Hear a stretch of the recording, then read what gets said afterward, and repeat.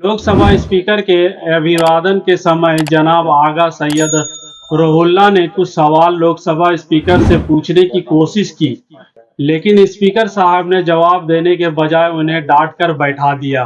संसद में बैठे इंडिया गठबंधन के किसी भी सांसद के कान में जूं तक नहीं रेंगी। मैं आपको जम्मू कश्मीर नेशनल कॉन्फ्रेंस की तरफ से स्पीकर मुंतखब होने पे मुबारकबाद पेश करता हूं और आपसे ये गुजारिश है कि आज के बाद आप न बीजेपी है, न कांग्रेस है, न समाजवादी है। आज के बाद सिर्फ आपकी एक ही पार्टी है, आईन Hind, the constitution of India. उम्मीद है कि आज के बाद आप उसके कस्टोडियन होंगे और इस हाउस में, जिसे जमहूरियत का सबसे बड़ा इदारा कहा जाता है, जमहूरियत की मिसालें होगी। इस हाउस में आपको इस बात से याद रखा जाएगा कि क्या आपने ट्रेजरी बेंचेस को मजबूर किया अपोजिशन का सुनने के लिए, या आपने अपोजिशन को खामोश किया। आपको P20 के लिए याद नहीं किया जाएगा, आपको याद किया जाएगा जब इसी ऐवान में एक मुसलमान MP को टेररिस्ट कहा गया क्योंकि वो मुसलमान है। आपने उस आवाज़ को, उस नाजायज़ आवाज़ को कैसे खामोश किया, या आपने उन आवाज़ों को उठने दिया। अगर एक MP जो चुना हुआ नुमाइंदा होता है, अगर उसको इस हाउस में, जमहूरियत के बड़े इदारे में टेररिस्ट कहा जा सकता है, तो उन मुसलमानों को सड़कों पे भी टेररिस्ट कहा जा सकता होगा। इसी तरह से ऑनरेबल स्पीकर, एक मिनट बैठिए। माननीय सदस्यगण, ये सदन का पहला दिन है। आप बोलते समय क्या टिप्पणी कर रहे हैं उसका ध्यान रखो।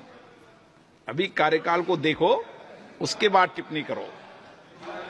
के बात कर रहा हूं, ये गुजारिश करूंगा, सबसे बड़ा इदारा है जमहूरियत का, यहाँ पे ऐसी मिसाल नहीं होनी चाहिए थी। और आप उसके कस्टोडियन थे जब 370 की बिल 1 मिनट में लाई गई और आधे घंटे में पास की गई, आधे घंटे में पास की गई। प्लीज बैठिए। आप रहिए, इनको ज्ञान नहीं है।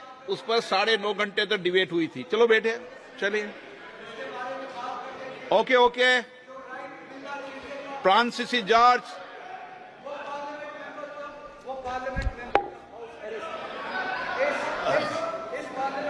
माननीय सदस्य। मीडिया से बात करते हुए सांसद आगा सैयद रोहुल्ला ने दुख जाहिर किया और मीडिया को बताया, इंडिया गठबंधन अन्य अल्पसंख्यकों के बारे में बात करते हैं लेकिन मुसलमानों के बारे में बात नहीं करती, जबकि मुसलमानों ने इस गठबंधन को भरपूर वोट दिया है।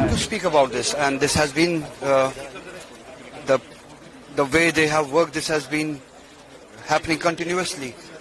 They can speak freely about other minorities, but they don't speak about Muslims. So they need to change it. Muslims in the last election, substantially voted for this alliance, and they consolidated in favor of this alliance.